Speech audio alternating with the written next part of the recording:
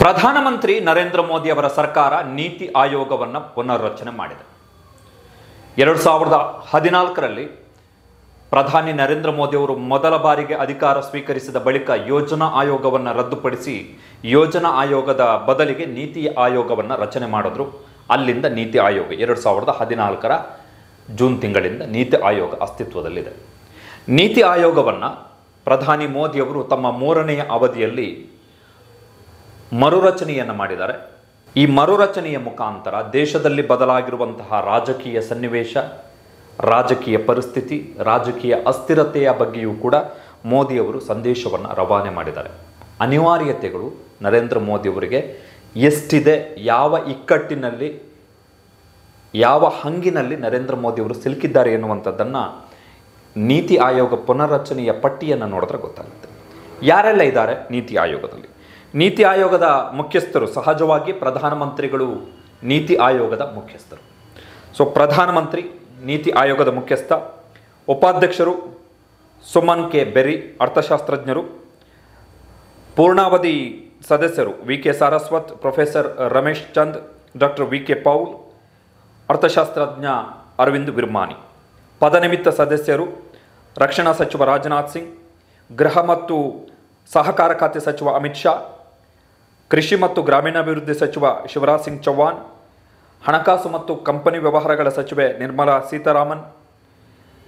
ಇದಾದ ಬಳಿಕ special invitees ಅಂತ ಇದ್ದಾರೆ, ವಿಶೇಷ ಆಹ್ವಾನಿತರು. ಈ ಪಟ್ಟಿಯೇ ವೆರಿ ವೆರಿ ಇಂಪಾರ್ಟೆಂಟ್. ರಸ್ತೆ ಸಾರಿಗೆ ಮತ್ತು ಹೆದ್ದಾರಿ ಸಚಿವ ನಿತಿನ್ ಗಡ್ಕರಿ, ಆರೋಗ್ಯ ಮತ್ತು ಕುಟುಂಬ ಕಲ್ಯಾಣ ಹಾಗೂ ರಾಸಾಯನಿಕ ಮತ್ತು ರಸಗೊಬ್ಬರ ಖಾತೆ ಸಚಿವ ಜೆ.ಪಿ. ನಡ್ಡಾ, ಬೃಹತ್ ಕೈಗಾರಿಕೆ ಮತ್ತು ಉಕ್ಕು ಸಚಿವ ಎಚ್.ಡಿ. ಕುಮಾರಸ್ವಾಮಿ, ಸಣ್ಣ ಮತ್ತು ಮಧ್ಯಮ ಕೈಗಾರಿಕೆ ಸಚಿವ ಜಿತನ್ ರಾಮ್ ಮಾಂಜಿ, ಪಂಚಾಯತ್ ರಾಜ್, ಮೀನುಗಾರಿಕೆ ಮತ್ತು ಪಶುಸಂಗೋಪನೆ ಖಾತೆ ಸಚಿವ ರಾಜೀವ್ ರಂಜನ್ ಸಿಂಗ್ ಅಲಿಯಾಸ್ ಲಲನ್ ಸಿಂಗ್, ಡಾಕ್ಟರ್ ವೀರೇಂದ್ರ ಕುಮಾರ್, ಸಾಮಾಜಿಕ ನ್ಯಾಯ ಖಾತೆ ಸಚಿವ ಕಿಂಜರಪು ರಾಮಮೋಹನ್ ನಾಯ್ಡು, ನಾಗರಿಕ ವಿಮಾನಯಾನ ಸಚಿವ ಜ್ಯುವೆಲ್ ಓರಂ, ಬುಡಕಟ್ಟು ವ್ಯವಹಾರಗಳ ಸಚಿವ ಅನುಪಮ ದೇವಿ, ಮಹಿಳಾ ಮತ್ತು ಮಕ್ಕಳ ಕಲ್ಯಾಣ ಸಚಿವೆ Chirag Paswan, food processing minister Rao Inderjit Singh, ಸಾಂಖ್ಯಿಕ ಖಾತೆ ಸಚಿವ. ಈ ಪಟ್ಟಿಯೇ ವೆರಿ ಇಂಪಾರ್ಟೆಂಟ್. ಸ್ಪೆಷಲ್ ಇನ್ವೈಟೀಸ್ಗಳ ಪಟ್ಟಿಯಲ್ಲಿ ನೀತಿ ಆಯೋಗದಲ್ಲಿ JDSನ ನಾಯಕ ಎಚ್.ಡಿ. ಕುಮಾರಸ್ವಾಮಿ ಅವರಿಗೆ ಅವಕಾಶ ಸಿಕ್ಕಿದೆ. HAM ಹಿಂದೂಸ್ತಾನಿ ಅವಾಮಿ ಲೀಗ್, ಬಿಹಾರದ ಪ್ರಾದೇಶಿಕ ಪಕ್ಷ, ಅದರ ನಾಯಕ ಜಿತನ್ ರಾಮ್ ಮಾಂಜಿ ಅವರಿಗೆ ಅವಕಾಶ ಸಿಕ್ಕಿದೆ.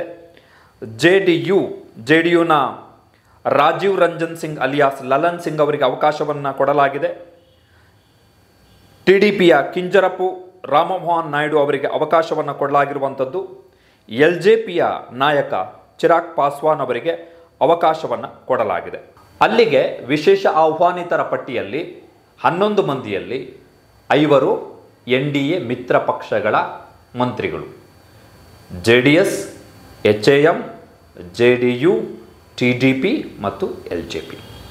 ಯಾಕೆ ಇದು ಇಂಪಾರ್ಟೆಂಟ್ ಅಂತ ಹೇಳಿದ್ರೆ 2014 ಮತ್ತು 2019ರಲ್ಲಿ ನೀತಿ ಆಯೋಗವನ್ನು ರಚನೆ ಮಾಡಿದಂತಹ ಸಂದರ್ಭದಲ್ಲಿ 2019ರಲ್ಲಿ ಪುನರ್ರಚನೆ ಆಗುತ್ತೆ. ನೀತಿ ಆಯೋಗ ರಚನೆ ಆಗಿದ್ದು 2014ರಲ್ಲಿ. 2019ರಲ್ಲಿ ನೀತಿ ಆಯೋಗ ಪುನರ್ರಚನೆಯಾದಂತಹ ಸಂದರ್ಭದಲ್ಲಿ NDA ಮಿತ್ರ ಪಕ್ಷಗಳ ಯಾವ ಮಂತ್ರಿಗೂ ಕೂಡ ಆ ನೀತಿ ಆಯೋಗದಲ್ಲಿ ಅವಕಾಶ ಇರಲಿಲ್ಲ. ಯಾವ ಮಂತ್ರಿಗೂ ಕೂಡ. ನಿತಿನ್ ಗಡ್ಕರಿ, ಥಾವರ್ ಚಂದ್ ಗೆಹ್ಲೋಟ್, ಈಗ ಕರ್ನಾಟಕದ ರಾಜ್ಯಪಾಲರವರು, ಪಿಯೂಷ್ ಗೋಯಲ್, ಜೊತೆಗೆ ರಾವ್ ಇಂದ್ರಜಿತ್ ಸಿಂಗ್, ಇಷ್ಟೇ ಜನಕ್ಕೆ ಅವಕಾಶ ಇದ್ದಿದ್ದು. ಕೇವಲ 4 ಮಾತ್ರ ವಿಶೇಷ ಆಹ್ವಾನಿತರ ಪಟ್ಟಿಯಲ್ಲಿದ್ದರು. ಕೇವಲ 4 ಇದ್ದಿದ್ದು ವಿಶೇಷ ಆಹ್ವಾನಿತರಾಗಿ ನೀತಿ ಆಯೋಗದಲ್ಲಿ 2019ರಲ್ಲಿ ಪ್ರಚಂಡ ಬಹುಮತದೊಂದಿಗೆ BJP ಅಧಿಕಾರದಲ್ಲಿದ್ದಂಥ ಸಂದರ್ಭದಲ್ಲಿ. ಈ ಬಾರಿ ನೀತಿ ಆಯೋಗದ ವಿಶೇಷ ಆಹ್ವಾನಿತರ ಪಟ್ಟಿಯಲ್ಲಿ 11 ಮಂದಿ ಇದ್ದಾರೆ. 11 ಮಂದಿಯಲ್ಲಿ 5 NDA ಮಿತ್ರ ಪಕ್ಷಗಳ ಮಂತ್ರಿಗಳು. ಸೊ ಬದಲಾದಂತಹ ರಾಜಕೀಯ ಕಾಲಘಟ್ಟ, ಬದಲಾದಂತಹ ರಾಜಕೀಯ ಅನಿವಾರ್ಯತೆಗಳು ಮೋದಿ ಅವರಿಗೆ ಎಂತಹ ಪರಿಸ್ಥಿತಿಯನ್ನು ತಂದುಕೊಟ್ಟಿದೆ ಅಂತ ಹೇಳಿದ್ರೆ, ನಡೆದಿದ್ದೇ ಹಾದಿ, ತೆಗೆದುಕೊಂಡಿದ್ದೇ ನಿರ್ಧಾರ, ಹೇಳಿದ್ದೇ ಶಾಸನ ಎನ್ನುವಷ್ಟರ ಮಟ್ಟಿಗಿನ 10 ವರ್ಷದ ಆಡಳಿತದ ಆ ನಾಗಾಲೋಟ, ಓಟಕ್ಕೆ ಎಲ್ಲದಕ್ಕೂ ಕೂಡ ಈ ಚುನಾವಣಾ ಫಲಿತಾಂಶ ಬ್ರೇಕ್ ಆಗಿದೆ. ಅದು ಒಂದೊಂದು ರೂಪದಲ್ಲಿ ಕಾಣಿಸ್ತಾ ಇದೆ, ಒಂದೊಂದು ರೂಪದಲ್ಲಿ. NITI Aayog is a very important body. ಅದು ಅತ್ಯಂತ ಪ್ರಮುಖವಾದಂತಹ ಸಂಸ್ಥೆ. ಸರ್ಕಾರದ ಕಾರ್ಯಕ್ರಮಗಳು, ಸರ್ಕಾರದ ಯೋಜನೆಗಳು, ಇವುಗಳ ನಿರ್ಧಾರಗಳು, ಅವುಗಳಿಗೆ ಸಲಹೆಯ ರೂಪದಲ್ಲಿ ಇರುವಂತಹ ಸಂಸ್ಥೆ. ಸೊ ಅಂತಹ ಸಂಸ್ಥೆಯಲ್ಲಿ 2014 ಮತ್ತು 2019ರಲ್ಲಿ ಸಂಪೂರ್ಣವಾಗಿ ಮಿತ್ರ ಪಕ್ಷಗಳನ್ನು ಕಡೆಗಣಿಸಿದ್ದಂತಹ ಮೋದಿಯವರಿಗೆ ಈಗ ಮಿತ್ರ ಪಕ್ಷಗಳನ್ನು ಕರೆದು ಮಣೆ ಹಾಕಬೇಕಾದಂತಹ ಪರಿಸ್ಥಿತಿ ಬಂದಿದೆ. ಕುಮಾರಸ್ವಾಮಿ ಅವರಿಗೂ ಅವಕಾಶ ಸಿಕ್ಕಿದೆ. That's also very important. ನೀತಿ ಆಯೋಗದಲ್ಲಿ ಕುಮಾರಸ್ವಾಮಿಯವರು ವಿಶೇಷ ಆಹ್ವಾನಿತರಾಗಿರೋದರಿಂದ ಕರ್ನಾಟಕಕ್ಕೆ ಏನಾದರೂ ಸಹಾಯ ಮಾಡಿಯಾರೇ, ಒತ್ತಡ ಹಾಕಬಹುದೇ ಕರ್ನಾಟಕದ ಹಿತಾಸಕ್ತಿಯನ್ನು ಕಾಪಾಡುವ ಸಲುವಾಗಿ? ನೋಡೋಣ, ಮುಂದಿನ ದಿನಗಳಲ್ಲಿ ಗೊತ್ತಾಗುತ್ತೆ.